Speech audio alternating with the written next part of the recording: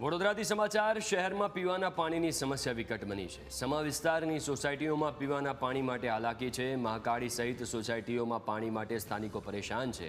પાણી પુરવઠા વિભાગના ચેરમેને સોસાયટીની મુલાકાત કરી। વોર્ડ 2ના કોર્પોરેટર મહાવીરસિંહે સોસાયટીની મુલાકાત લીધી છે। મહાવીરસિંહે લોકોના ઘરે ઘરે જઈને પાણીનું પ્રેશર ચેક કર્યું। કોર્પોરેટર સામે સ્થાનિક મહિલાઓએ ફરિયાદનો મારો ચલાવ્યો છે। ઘણા મહિનાઓથી પીવાના પાણીની સમસ્યા હોવાની રજૂઆત કરવામાં આવી છે। વધુ વિગતો સાથે સંવાદદાતા પ્રશાંત વડોદરાથી લાઈવ જોડાયા છે। પ્રશાંત, હજુ તો ઉનાળાની શરૂઆત છે અને શરૂઆતમાં જ પાણીનો પોકાર જોવા મળી રહ્યો છે। કેમ અહીંયા પાણીની તંગી સર્જાઈ રહી છે? શું વિગતો છે?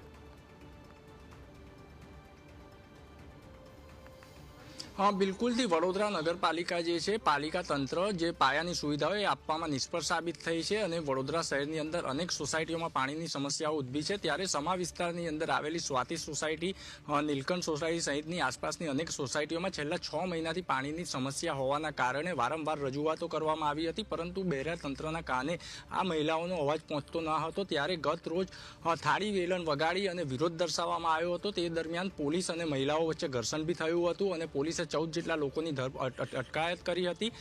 અટકાયત કર્યા બાદ મામલો આખો વિફર્યો હતો અને આજે જ્યારે આ સમસ્યા ઉદ્ભવ થઈ છે ત્યારે વડોદરાના જે નગરપાલિકા છે તેમના કોર્પોરેટર, સ્થાનિક કોર્પોરેટર અને પાલિકાના પાણી પુરવઠાના અધિકારીઓ સ્થળ ઉપર આવ્યા હતા અને સ્થળ નિરીક્ષણ કરવામાં આવ્યું હતું।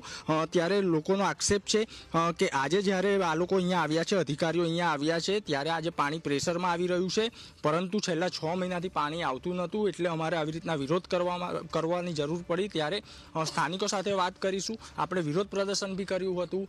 ત્યારબાદ આજે આ લોકો કોર્પોરેટર અને પાણી પુરવઠાના અધિકારી બી અહીંયા આવ્યા। કેટલી સમસ્યા હતી?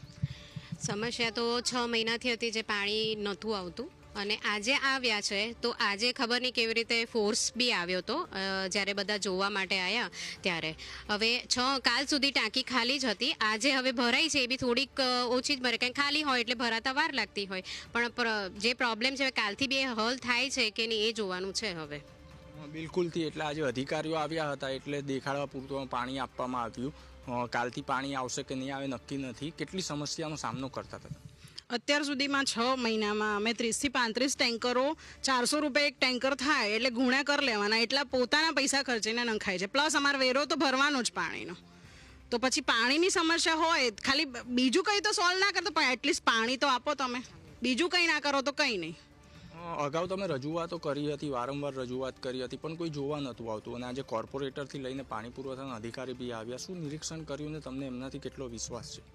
વિશ્વાસ હવે કાલથી જોવા મળશે કે ભાઈ નેક્સ્ટ 15 દિવસ પછી ક્યારે આવશે, આવે છે આવું નવું પાણી તો બરાબર છે, બાકી તો પછી જોઈશું। હવે પછી એમને ચૂંટણીમાં જ બતાવીશું ને પછી તો એટલે કંઈ ને કંઈ ચૂંટણીનો બી બહિષ્કાર કરવામાં આવશે। હા, એ તો થશે જ ને પછી, કારણ કે સુવિધાઓ ના મળે તો એ કોર્પોરેટર એમનું કામ શું છે? એમનું કામ છે આપણા પ્રશ્નો સોલ્વ કરવાનું, તો પછી એ સાંભળે જ નહીં, ફોન બી રિસીવ ના કરે, લેખિત અરજી આપી તો બી એનો કોઈ આન્સર ના આપે, તો પછી શું કરવાનું? પછી વોટ આપવાનો કોઈ મતલબ જ નથી ને।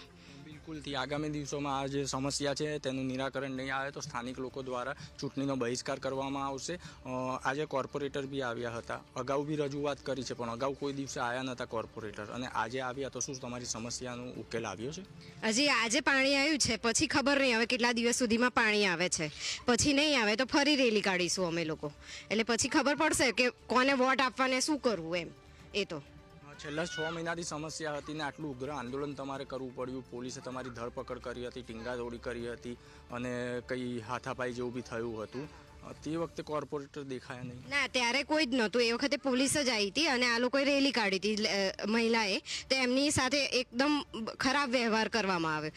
એવું તો ના કરવું જોઈએ, કેમ કે એમના હક માટે એ લોકો લડતા હતા કે પાણી આપો, કેમ કે અત્યાર સુધીમાં એમને બહુ જ અરજી કરી, પછી ના થયું એટલે રેલી કાઢી, તો એમાં બી એ લોકો પોલીસે હાથ ઉપાડે, એ ના ચાલ, એ કરવું જોઈએ એમ કે।